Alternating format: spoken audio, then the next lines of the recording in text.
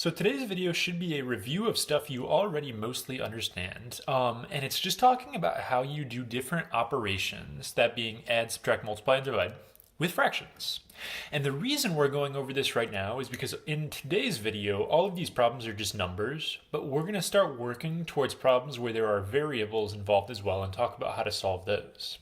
So the rule for multiplying fractions, of all four operations, multiplying is the easiest in my opinion. All you're going to do is just go straight across.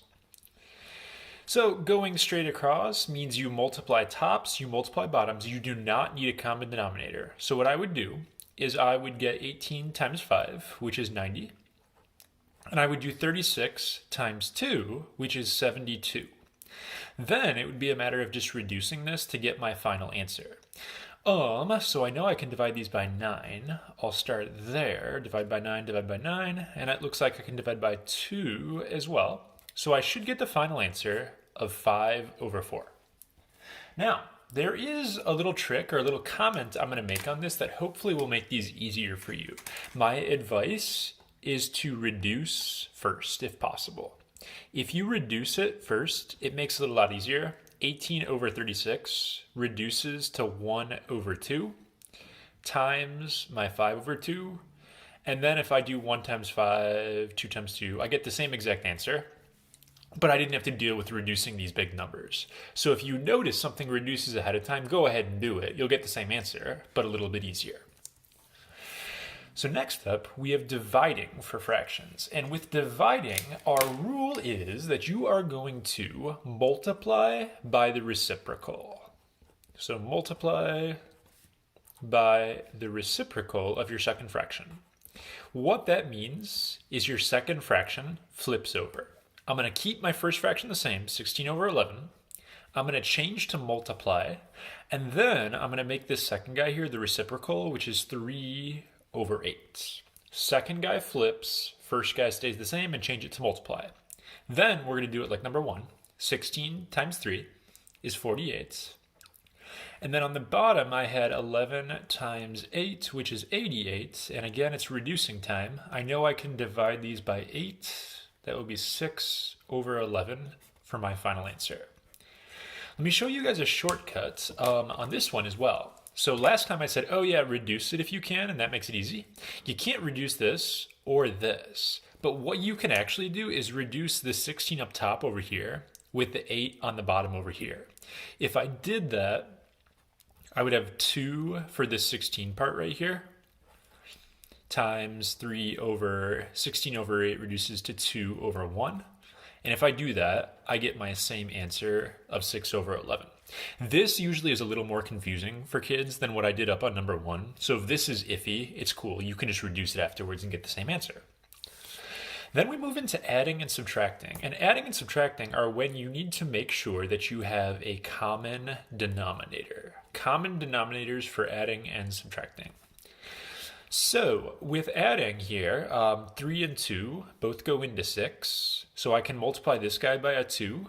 So my common denominator that I'm going to try to use is 6. So I'm going to multiply this guy by 2. Second guy gets multiplied by 3. So I have a 3 over 6. And when you add or subtract fractions, you keep the denominator the same. So your final answer, 2 plus 3 is 5. Keep it over 6. And then that one is done. Subtracting is going to work the same way as adding. You still need a common denominator. To mix things up, though, I did go ahead and make some mixed numbers on this problem.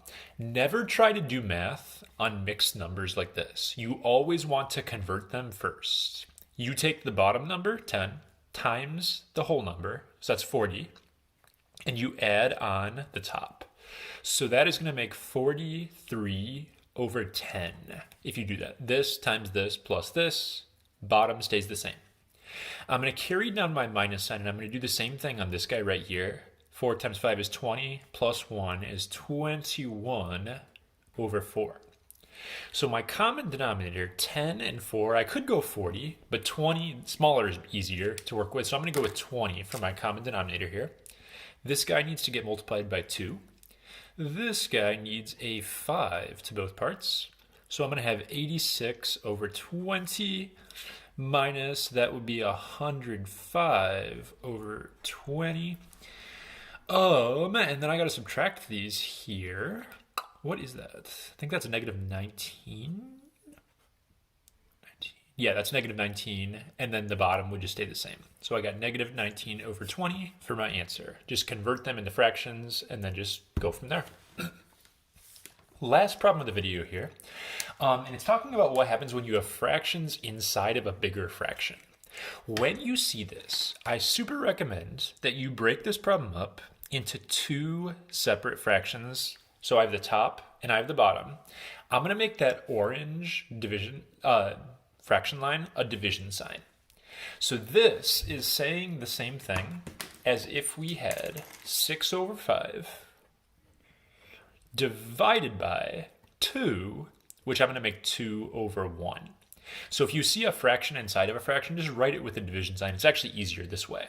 Now I know I need to just flip my second fraction. And from there, I can just go ahead, I will get 6 over 10 when I multiply, which reduces to 3 over 5. So turn it to a regular division problem, and then just solve it like normal.